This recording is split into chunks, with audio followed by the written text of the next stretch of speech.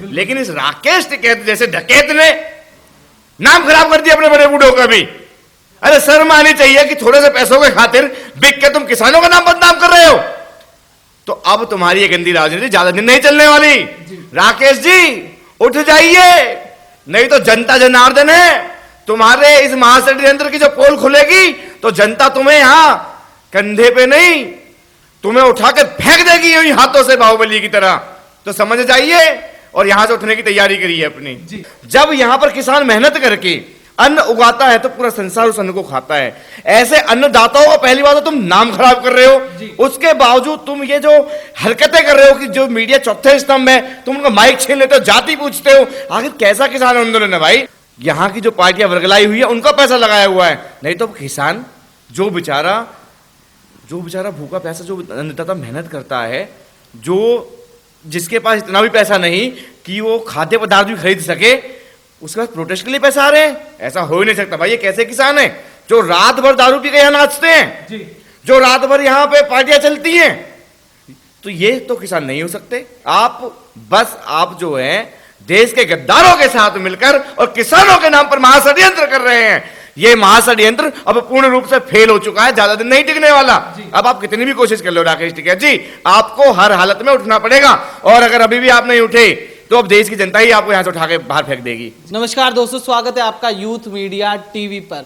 चर्चा करेंगे किसान आंदोलन में जब राकेश टिकैत झज्जर में एक जगह पर सभा कर रहे होते हैं तो वहां पर एक छात्रा पहुंचती है और उनसे कुछ तीखे सवाल पूछती है, जिसके बाद उसका माइक छीन लिया जाता है राकेश टिकैत द्वारा और उसका नाम और उसकी जाति पूछी जाती है।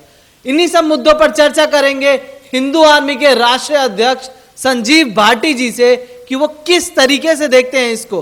देखिए, मीडिया इस देश का चौथा स्तंभ है। अगर मीडिया के साथ ऐसी बदतमीजी की जाएगी तो ये तो एक हमला हो गया मीडिया पत्रकार के ऊपर कि आप लोगों से अगर तीखे सवाल पूछे गए, तीखे क्या, वो सच सवाल पूछ लिए। वो जो सवाल थे कि 26 जनवरी के दिन यह आंदोलन आक्रामक कैसे हो गया, इस आंदोलन में वहां जाकर ये जो खालिस्तानी झंडा फहरा दिया गया, ये आंदोलन ऐसा क्यों हो गया? आखिर उस लड़की ने क्या सवाल गलत पूछे थे जो उन्होंने माइक छीन लिया, और फिर इन्होंने जाति की पूछी। कहीं ना कहीं इसके पीछे यही रीजन था कि इन लोगों की जो मानसिकता है कि ये जो है बीजेपी के फेवर में है मीडिया, इस चक्कर में उसका माइक वगैरह उन्होंने छीना होगा।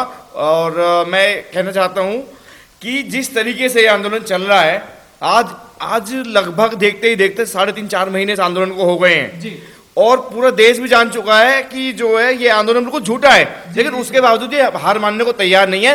तो इसके पीछे कहीं ना कहीं इनके पीछे बहुत बड़ी सपोर्ट है, बहुत बड़ी ताकत है कि नहीं तो इतने दिनों का खर्चा इन पे कहां से आ रहा है। तो बहुत चीजें हैं इसके पीछे, और लेकिन अब बहुत जल्दी राज खुल जाएगा इस आंदोलन। सर, आपने खर्चे की बात कही तो मैं बताना चाहूंगा कि 100 दिन में 308 करोड़ इस आंदोलन पर खर्च किए जा चुके हैं।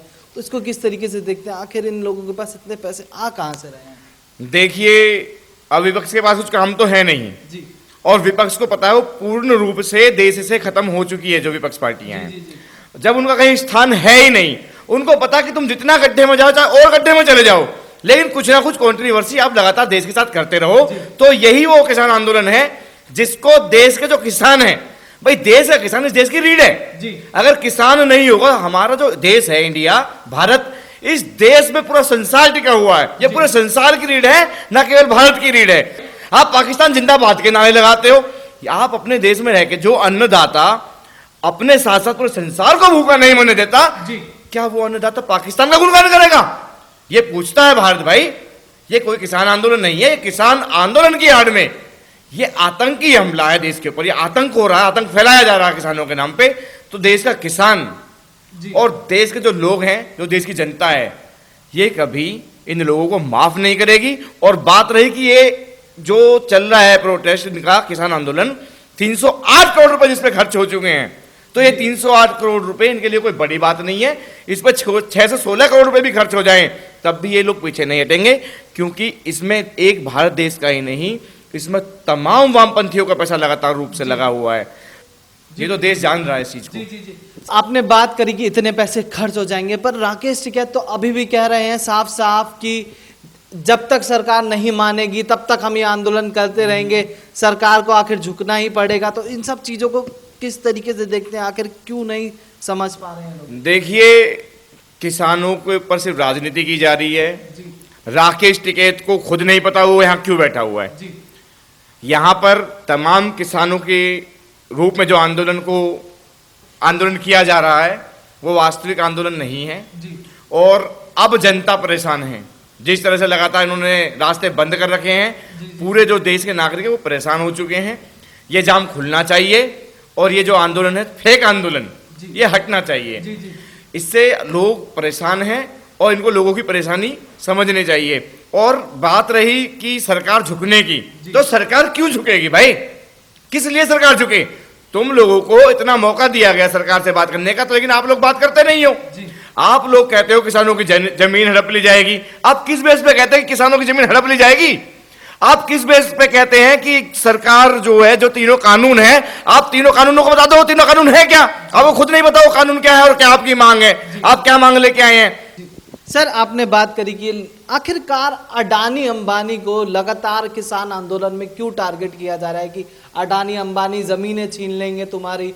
अभी कुछ दिन पहले राकेश टिकैत ने फिर दोबारा कहा कि जो ये बिजनेसमैन है जितने भी देश के, ये तुम्हारी इनको किसान 1 इंच भी जमीन नहीं देगा। तो आखिर जो भड़काया जा रहा है अडानी अंबानी को लेकर और देश के व्यापारियों को लेकर, उसको किस तरीके से देखते हैं? मैं ये पूछता हूं, क्या देश के जो लोग हैं, देश की जो सरकार है या पूरा जो हिंदुस्तान है, क्या वो बेवकूफ है? अडानी अंबानी ने आज तक किसकी जमीन छीन ली भाई? अडानी अंबानी ने किसकी जमीन छीन ली? हाँ, जो किसान 1 इंच धरती के लिए, जो किसान 1 इंच धरती के लिए अपने भाई तक का कत्लेआम कर देता है, क्या वो अपनी जमीन इनको दे देगा, अडानी अंबानी को? ये तो ये जो है किसानों के दिमाग में, क्योंकि किसान एक भोला भाला होता है, उस बेचारे को नहीं पता कि क्या कानून है, ना उसे मतलब है। वो तो सिर्फ मेहनत करना जानता है। उसको पता है कि यहाँ नहीं बिकेगा तो मैं यहाँ बेच दूंगा, यहाँ नहीं, जहां उसे अच्छा प्रॉफिट होगा वहां बेचने को किसान तैयार है। लेकिन ये तो बस किसानों के नाम पर जो राजनीति चल रही है, ये महाषड्यंत्र है। और इस महाषड्यंत्र में अब इन्होंने किसानों को चपेट में ले लिया है। जो 80% जिस देश में किसान रहते हैं उसके नाम को बदनाम किया जा रहा है, तो ये किसान अब खुद ही माफ नहीं करेंगे। अब तक ये महेंद्र टिकैत के नाम पर राजनीति कर रहे थे। महेंद्र बाबा टिकैत ने मेहनत करी किसानों के लिए, जंग लड़ी, संघर्ष किया।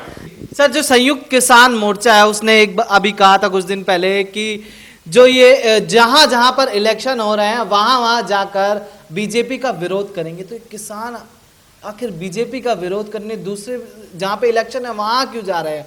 और राकेश टिकैत जिन्होंने कहा कि हम राजनीति करने नहीं आए, किसानों के लिए आए हैं, वो बंगाल जा रहे हैं। बंगाल इलेक्शन से जिस दिन स्टार्ट हो रहा है उससे 14 दिन पहले, आखिर क्यों? तो इससे साफ स्पष्ट हो गया कि इन लोगों को बिल से तो कुछ लेना देना है ही नहीं। इनको तो एक्चुअल में भारतीय जनता पार्टी का विरोध करना है। अब तो समझ में आ रहा है लोगों की भी, जो इनकी जो धारणा है ये अपने आप बता रहे हैं, अपनी धारणा स्वयं बता रहे हैं। जिस तरह से बार बार बीजेपी का विरोध कर रहे हैं, इससे स्पष्ट होता है कि इनको किसानों से कुछ लेना देना नहीं। किसान के जो फेवर में ये लोग बैठे हुए हैं, ये कोई किसान फेवर में नहीं बैठे। इनको दरअसल विरोध करना है भारतीय जनता पार्टी का। जो चुनाव आ रहे हैं उत्तर प्रदेश में, जो चुनाव चल रहे हैं आपका पश्चिमी बंगाल में, कि वहां पर भारतीय जनता पार्टी ना आ जाए, तो इसका मतलब अब पूर्ण रूप से इन पर दबा के फंड आ रहा है पार्टियों का। ममता बनर्जी का फंड आ चुका, कांग्रेस का फंड आ चुका, ऐसे चोर चोर मौसेरे भाई लगातार एक होकर और इनको फंड दे रहे हैं, और अंतर्राष्ट्रीय ताकत भी इसमें लगी हुई है। लेकिन यह महाषड्यंत्र अब विफल हो चुका है। तो मैं दोबारा यही कहना चाहूंगा, राकेश टिकैत जी, अब ये बोरिया बिस्तर यहां से उठा लीजिए, नहीं तो असली किसान अब आता हुआ नजर आएगा। दिल्ली की तरफ कूच करेंगे किसान, और फिर देख लीजिए जो किसान हल चला सकता है, वो अपनी समस्या का हल निकालने के लिए आप लोगों के इस महाषड्यंत्र को फेल भी कर सकता है। इस बात का ध्यान रखिए। जी सर, राकेश टिकैत ने एक चीज और कही है कि अगर सरकार ने किसान को कहीं भी बेचने की आजादी दी है, तो अब किसान संसद भवन पहुंचकर वहां पर फसलों को उगाएगा और वहीं बेचेगा। वहां पर फसल, मतलब वहां पर खेती करने की बात कर रहे हैं संसद भवन पर। इसको किस तरीके से देख रहे हैं आप? अब तक तो सरकार ने बहुत छूट दे दी। इन्होंने 26 जनवरी को जो आतंक मचाया लाल किले पर चढ़कर, जो तांडव किया इन्होंने, और पूरे संसार में भारत देश की नाक कटा दी, तो अब तक तो इन्हें ढील दी हुई थी कि कहीं ना कहीं सरकार भी ये सोच रही थी कि क्या पता कि ये ओरिजिनल हो, किसान इसमें बैठे हुए हों, तब तो इन्होंने दे दी ढील।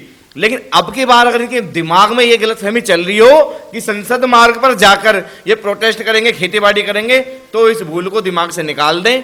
अब इनकी हड्डी पसली तोड़कर एक कर दी जाएगी। 40 लाख ट्रैक्टर लेके जा रहे हैं सर, वो तो कह रहे हैं अब 4 लाख नहीं 40 लाख ट्रैक्टर लेके संसद को घेरेंगे। 40 लाख ट्रैक्टर। एक बात बताइए, जिन किसानों के पास बेचारे जमीन भी नहीं होती खेती करने के लिए, बेचारे किसी और की खेती ठेके पे लेके वो मजदूरी करते हैं, उन किसानों के पास 40 लाख ट्रैक्टर मुहैया करने के लिए पैसा हो सकता है क्या?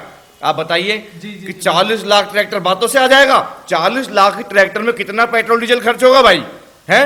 वैसे तो ये कहते हैं कि पेट्रोल डीजल इतना महंगा हो रहा है, तो भाई ट्रैक्टरों के लिए तुम पे कहां से पैसा आ जाएगा? तो इसका मतलब तो साफ है, स्पष्ट है, ये जो मोदी विरोधी जो पार्टियां हैं और जो मोदी विरोधी यानी जो हिंदुत्व के दुश्मन है, वो इसमें बिल्कुल पूरा पैसा फंड दे रहे हैं। ये किसान आंदोलन के रूप में एक बहुत बड़ा महाषड्यंत्र है। शुरू से ही हम इसका विरोध करते हैं और एंड तक करते रहेंगे, क्योंकि यही सच है और अब तो पूरा भारतवर्ष जान भी चुका है और देख रहा है अपनी आंखों से।